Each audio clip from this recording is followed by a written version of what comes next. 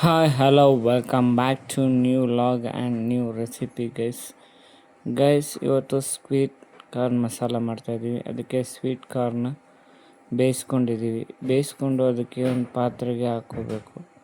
ಒಂದು ಸ್ವಲ್ಪ ತಣ್ಣಗಾದ್ಮೇಲೆ ಅದಕ್ಕೆ ಈರುಳ್ಳಿ ಹಾಗೆ ಸ್ವಲ್ಪ ಟೊಮ್ಯಾಟೊ ಹಾಕೋಬೇಕು ಕಟ್ ಮಾಡಿರೋದು.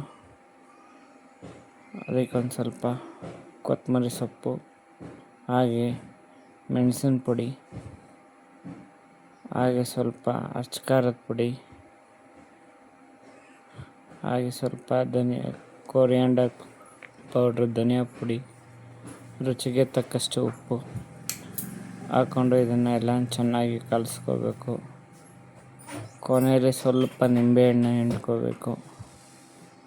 ಹಿಂಡ್ಕೊಂಡು ಸರ್ವ್ ಮಾಡ್ಕೊಂಡು ತಿಂತಾಯಿದ್ರೆ ಸೂಪರಾಗಿರುತ್ತೆ ಗೈಸ್.